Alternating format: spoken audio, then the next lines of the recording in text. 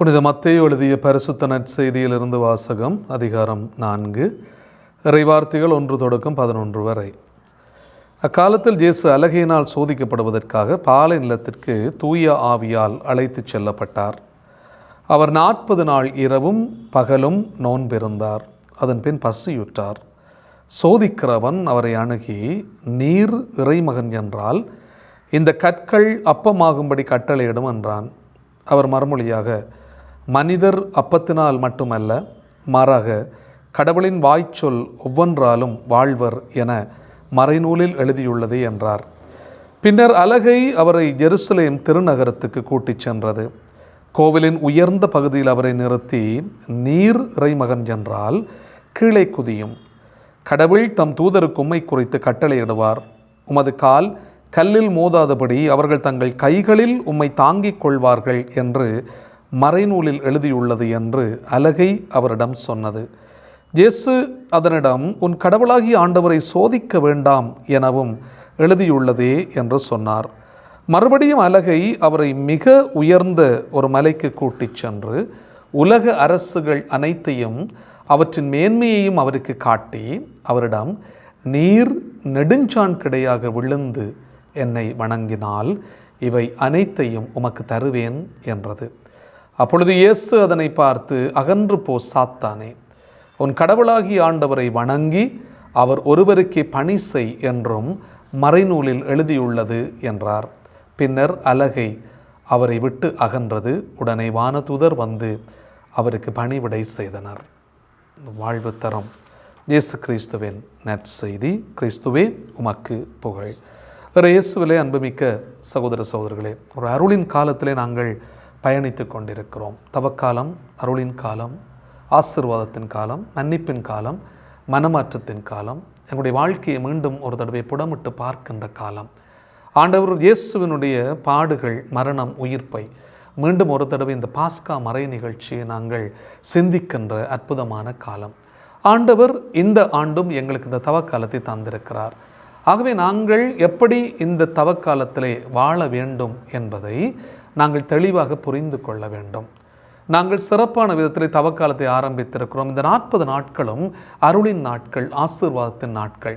ஆண்டவரோடும் அயலவரோடும் நாங்கள் உன்னதமாக ஒப்புரவாகின்ற ஒரு காலம். ஆண்டவரை அன்பு செய்வது போல எனக்கு அடுத்திருப்பவரை நான் அன்பு செய்ய வேண்டும் என்கின்ற உன்னதமான கட்டளைகளை நாங்கள் எங்களுடைய வாழ்க்கையிலே கடைபிடிக்கின்ற ஒரு காலம். கோபமாக இருப்பவர்களோடு சந்தோஷமாக மகிழ்ச்சியாக இருக்க வேண்டிய ஒரு காலம். மற்ற மனிதர்களை நாங்கள் மன்னித்து ஏற்றுக்கொள்ளுகின்ற ஒரு காலம், கொடுத்து பகிர்கின்ற ஒரு காலம். இந்த காலத்தை அன்பானவர்களே, எல்லா காலங்களிலேயும் ஒரு சிறப்பான காலமாக நாங்கள் பார்க்கிறோம். ஏனென்று சொன்னால், நாங்கள் செபத்திலேயும் தபத்திலேயும் தான தர்மத்திலேயும் நாங்கள் ஈடுபட வேண்டும் என்று எங்களுக்கு அறிவுறுத்தப்படுகின்றது. அந்த செபத்தை நாங்கள் தபத்தோடு சேர்ந்து ஒன்றிணைத்து அந்த செபத்தையும் தபத்தையும் தான தர்மத்திலே நாங்கள் உன்னதமாக அதை நிறைவேற்ற வேண்டும் என்று திருச்சபை விரும்புகிறது. அன்பானவர்களே, நாங்கள் இந்த காலத்திலே தான் பயணித்து கொண்டிருக்கிறோம். புதிய புதிய விடயங்களை பற்றி நாங்கள் சிந்திக்கின்றோம். இருந்தாலும் மீண்டும் என்னுடைய வாழ்விலே நான் விட முடியாத விடயங்கள் என்ன இருக்கின்றன, தீமையான விடயங்கள் என்னுடைய வாழ்க்கையில் எது இருக்கின்றன, அவற்றை நான் கடந்து போய் இயேசுவினுடைய உன்னதமான மீட்பு பணியினுடைய வல்லமையை அவருடைய பாஸ்கா மறை நிகழ்வினுடைய ஆற்றலோடு நான் செதுக்கி என்னுடைய பயணத்தை நான் மேற்கொள்ள வேண்டும், நானும் என்னுடைய வாழ்க்கையிலே வாழ வேண்டும் என்று நாங்களும் இந்த தவக்காலத்தில் விரும்ப வேண்டும். அன்பானவர்களே, இந்த இறைவார்த்தைகளை எல்லாம் நாங்கள் பார்க்கிற போது அழகான இறைவார்த்தைகளாக எங்களுக்கு தரப்படுகிறது.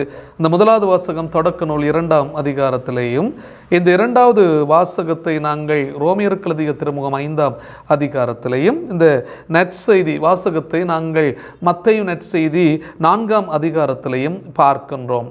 ஆண்டவர் எங்களை எப்படி படைத்தார், தன்னுடைய உருவிலும் தன்னுடைய சாயலிலும் மானிடரை படைப்போமாக என்று சொல்லி ஆண்டவர் எங்களை படைக்கின்றார். எல்லாவற்றையும் படைக்கின்ற ஆண்டவர் இறுதியிலே தன்னை போல ஒரு படைப்பை இந்த உலகத்திலே உருவாக்குகின்றார்.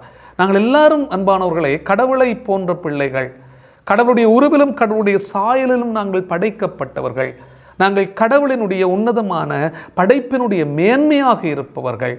அதாவது மனித படைப்பு என்று சொல்லுவது எல்லா படைப்பிற்கும் மணிமகுடமாக ஆண்டவர் படைத்த உன்னதமான ஒரு படைப்பு. ஆகவே ஆண்டவர் இந்த படைப்பின் மூலம் எதை எதிர்பார்க்கிறார் என்பதை நாங்கள் சரியாக புரிந்து கொள்ள வேண்டும். ஆதாமும் ஏவாளும் பாவம் செய்கிறார்கள் என்பது நாங்கள் புரிந்து கொள்ளுகிறோம். எதனாலே பாவம் செய்கிறார்கள்? அலகை அவர்களை வஞ்சிக்கின்றது.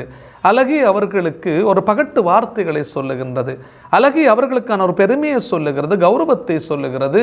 நீங்களும் கடவுள் போல் ஆகி விடலாம் என்கின்ற ஒரு தற்பெருமையை பற்றி சொல்லுகின்றது. ஆனால் அன்பானவர்களே, அந்த ஆதாமும் ஏவாளும் அவர்கள் கடவுளினுடைய உன்னதமான கட்டளைகளை மீறி பாவம் செய்கிறார்கள். அங்கே அலகை அவர்களை சோதித்தது. அலகைக்கு அவர்கள் அடிபணிந்து போனார்கள். நற்செய்தியிலே அலகை இயேசுவை சோதிக்கின்றது. ஆனால் இயேசு அலகையை மேற்கொள்ளுகிறார். இதுதான் அன்பானவர்களே இந்த பழைய ஆதாமுக்கும் புதிய ஆதாமுக்கும் இடையிலே இருக்கிற வித்தியாசம். பழைய ஆதாம் அலகையின் சொற்களுக்கு கீழ்ப்படுகின்றான்.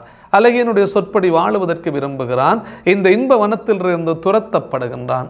இந்த ஆதாம், இந்த முதல் ஆதாம் என்பவர். ஆனால் புதிய ஆதாமை நாங்கள் நற்செய்தியிலே பார்க்கிறோம். இயேசு அந்த அலகை சோதிக்கின்றது. அந்த அலகினுடைய சோதனையை ஆண்டவர் வெற்றி கொள்ளுகிறார், மேற்கொள்ளுகிறார்.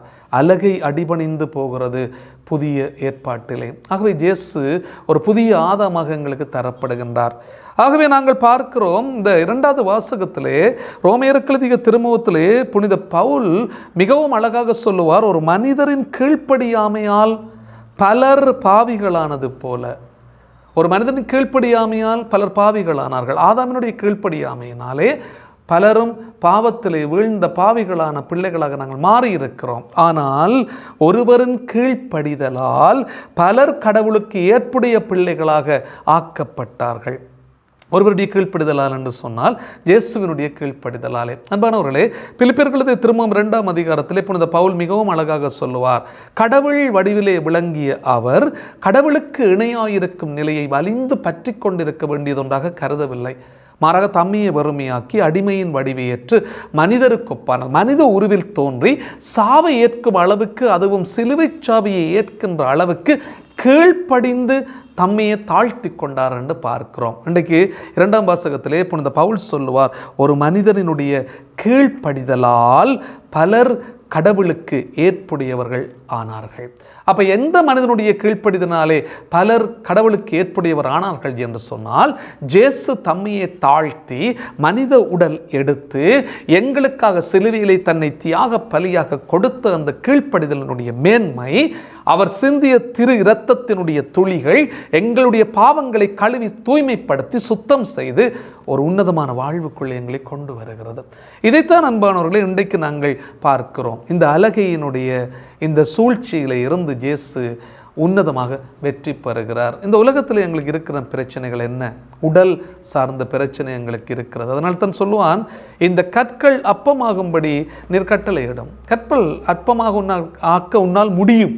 அதுதான் அலகை அங்கே சொல்லப்படுகிறது. இயேசுவினாலே முடியும். அன்பானவர்களே, கற்கள் அப்பமானால் இந்த அப்பத்தை சாப்பிட வேண்டும் என்கின்ற ஒரு தாகம் அவருக்குள்ளே வரும். ஏனென்றால் இயேசு பசியுற்ற நேரத்திலே இந்த அலகை இந்த விடயத்தை சொல்லுகிறான். உடல் சார்ந்த பிரச்சனைகள் எங்களுக்கு முதலிலே வரும். உடல் சார்ந்த இச்சைகளும் எங்களுக்கு வருகிறது. அதற்கு நாங்கள் கீழ்ப்படிவோம் என்று சொன்னால், அதற்கு நாங்கள் அடிபணிவோம் என்று சொன்னால், பாவத்திலே நாங்கள் விழுகின்ற பிள்ளைகளாக நாங்கள் மாறிவிடுவோம். அன்பானவர்களே, 2வது மிக முக்கியமானது இந்த பொருள் ஆசையிலே வாழுவது. இந்த பொருள் ஆசை என்று சொல்வது இந்த உலகத்தில் இருக்கிற பெரிய பிரச்சனை.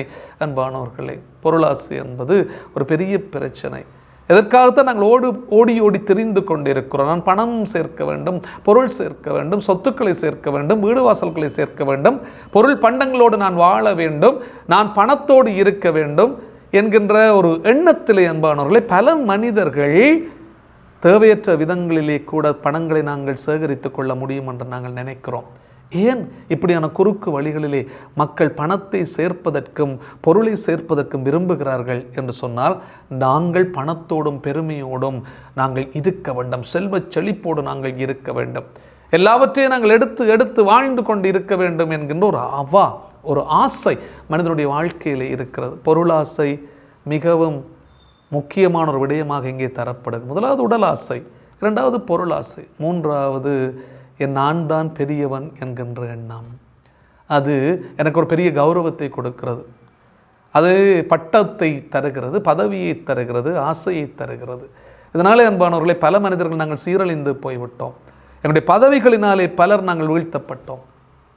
எங்களுடைய பட்டத்தினாலே பலர் நாங்கள் சின்னாபின்னமாக்கப்பட்டோம். என்னுடைய கதிரைகளிலே நாங்கள் இருக்க வேண்டும் என்பதற்காக எத்தனை மனிதர்களை அன்பானவர்களே நாங்கள் உதறி தள்ளி இருக்கிறோம். நான் தான் பெரியவன், எனக்கு தான் எல்லாம் தெரியும் என்கின்ற மமதியோடும் எண்ணங்களோடும் எத்தனை பேர் நாங்கள் வாழ்ந்து கொண்டிருக்கிறோம். அப்போ ஆண்டவர் சொல்வார், உனக்கு வருகின்ற தீமைகள் எல்லாம் எப்படிப்பட்ட தீமைகள்? உனக்குள்ளே இருந்தான் வந்து கொண்டிருக்கிற தீமைகள், எனக்குள்ளே இருக்கிற பெரிய எண்ணங்கள், நான் தான் பெரியவன், நான் தான் கௌரவமானவன், எனக்குத்தான் எல்லாம் தெரியும் என்கின்ற எண்ணங்கள் ஒரு மனிதனை சின்ன பின்னமாக்கி கொண்டே இருக்கிறது. அதனால் தான் நாங்கள் மற்ற மனிதர்களை பார்ப்பதற்கு நாங்கள் பின்னிக்கின்றோம். ஏழை எளிய மக்களுக்கு உதவி செய்வதற்கு எங்களுக்கு விருப்பம் இல்லாமல் இருக்கிறது. மற்ற மனிதனையும் ஒரு மனிதனாக மனுஷியாக மதிப்பதற்கு எங்களுக்கு விருப்பம் இல்லாமல் இருக்கிறது. காரணம், என்னிடத்திலே பணம் இருக்கிறது, என்னிடத்திலே பெருமை இருக்கிறது, என்னிடத்திலே பட்டம் இருக்கிறது, என்னிடத்திலே பதவி இருக்கிறது. எல்லாவற்றையும் நான் சேர்த்து வைத்திருக்கின்ற போது மற்ற மனிதர்களுக்கு உதவி செய்கிற நல்ல மனப்பக்குவம் என்னிலே இல்லாமலே போய்விடுகிறது. அன்பானவர்களே, ஒருக்க நாங்கள் சிந்திப்போம். என்னுடைய வாழ்க்கை ஆண்டவர் எனக்கு தருகின்ற ஒரு மிக முக்கியமான ஒரு பரிசு. நான் அவற்றை இந்த தவக்காலத்திலே ஒருக்க சிந்தித்து பார்ப்போம். நான் செபத்தோடும் தபத்தோடும் இருக்கிறேன் என்றால் நான் மற்றவர்களுக்கு கொடுக்கின்ற அந்த பகிர்வினுடைய மேன்மையையும் என்னுடைய வாழ்க்கையில் நான் செய்ய வேண்டும். இன்றைக்கு அழகை இயேசுவை சோதிக்கின்ற போது இயேசுவின் கடவுளாகிய ஆண்டவரை மட்டுமே வணங்கி அவருக்கு மட்டுமே பணி செய்வாயாக என்று எழுதியுள்ளது. ஆனால் நாங்கள் இப்போது பலரும் எங்களுக்கு பணிவிடை செய்ய வேண்டும் என்று விரும்புகிறோம். எங்களை பலரும் பெருமையாக பார்க்க வேண்டும் என்று விரும்புகிறோம். பெரிய கௌரவத்தோடு நான் இருக்க வேண்டும் என்று விரும்புகிறோம். நான் அதே இடத்துல நான் மீண்டும் மீண்டும் இருக்க வேண்டும் என்று விரும்புகிறோம். இப்படித்தான் அன்பானவர்களே, என்னுடைய வாழ்க்கையிலே நாங்கள் சிதைந்து போய்கொண்டு இருக்கிறோம். சின்னத்தனமாக நாங்கள் வாழ்ந்து கொண்டு இருக்கிறோம். இன்றைக்கு ஆண்டவர் எங்களை பார்த்து அதைத்தான் சொல்லுவார், மகனே மகளே, ஒரு அருமையான ஒரு காலம். இந்த காலத்தில் நாங்கள் ஆண்டவருக்கு உகந்த வாழ்க்கையை வாழ முடியுமா? வல்லமையோடு அன்பானவர்களே, இன்றைக்கு இறை அரசின் கனவுகளை மற்ற மக்களுக்கு நாங்கள் பரப்ப முடிகிறதா? இறை அரசின் சாட்சிகளாக நாங்கள் வாழ முடிகிறதா? இயேசுவுக்கு உன்னதமான சாட்சியத்தினுடைய மேன்மையை வாழுவதற்கு நாங்கள் கொடுத்து வைத்த பிள்ளைகளாக இருக்கிறோம். ஆனால் ஆண்டவருக்கு உகந்த பிள்ளைகளாக எங்களை மாற்றிக்கொள்ளுகிறோமா என்பது பெரிய கேள்விக்குறியாக மாறிக்கொண்டே இருக்கிறது. ஆகவே இன்றைக்கு நாங்கள் சிந்திப்போம், எனக்கு ஆண்டவர் தந்திருக்கக்கூடிய இந்த அழகான வாய்ப்பை நான் சரியாக பயன்படுத்தி கொள்ளுகிறேனா? நாங்கள் எல்லாருமே ஆண்டவருடைய உருவிலும் சாயலிலும் படைக்கப்பட்டவர்கள். மற்ற மனிதர்களை நேசிக்கின்ற, மன்னிக்கின்ற, அன்பு செய்கின்ற அந்த உன்னதமான பண்பு என்னிடத்திலே இருக்கிறதா? என்னிடம் உள்ள பொருள்கள், பணம் எல்லாவற்றையும், சொத்துக்களையும் நான் மற்ற மக்களோடு சேர்ந்து அவர்களுக்கும் பகிர்ந்து கொடுக்கிற நல்ல உள்ளம் எனக்கு இருக்கிறதா என்பதை நாங்கள் இன்றைக்கு சிந்தித்து பார்ப்போம். அல்லது என்னுடைய பெருமை, புகழ், பட்டம், பதவியிலே இருந்து கொண்டு மற்ற மனிதர்களை நான் கூர்ந்து பார்க்காத மனிதனாக, மனுஷியாக நான் மாறிவிடுகிறேனா என்பதை நான் சரியாக சிந்திக்க வேண்டும். எனவே அன்புமிக்க சகோதரர்கள், இன்றைக்கு ஒரு அருமையான நாள், ஒரு சிறப்பான நாள். ஆண்டவரே இரக்கமாயிரும், ஏனெனில் நாங்கள் பாவம் செய்திருக்கிறோம். இன்றைக்கு திருப்பாடல் அதைத்தான் சொல்லும். ஆண்டவரே எங்கள் மீது இரக்கமாயிரும், நாங்கள் பாவம் செய்திருக்கிறோம். என்னுடைய பட்டத்திலே பதவியிலே இருந்து கொண்டு நான் மற்ற மனிதர்களை நான் நேசிக்காமல் இருந்திருக்கிறேன், என் மீது இரக்கமாயிரும் என்று கேட்போம். நான் என்னுடைய பெருமையிலே இருந்து கொண்டு மற்ற மனிதர்களை நான் அன்பு செய்யாமல் இருந்திருக்கிறேன், ஆண்டவரே என் மீது இரக்கமாயிரும் என்று கேட்போம். என்னிடம் உள்ளதை நான் மற்ற மனிதர்களோடு பகிர்ந்து கொடுக்காமல் ஆணவத்தோடும் பெருமையோடும் நான் வாழ்ந்திருக்கிறேன், ஆனால் ஆண்டவரே என்னுடைய இரக்கமாயிரும் என்று கேட்போம். இந்த அழகான நாளில் அன்பானவர்களை மீண்டும் ஒரு தடவை என்னுடைய வாழ்க்கையை நாங்கள் சிந்தித்து பார்ப்போம். ஆண்டவருக்கு உரிய பிள்ளைகளாக நாங்கள் இருக்க இந்த தவக்காலத்திலே தொடர்ந்தும் நாங்களும் பயணிப்போம். ஆமென்.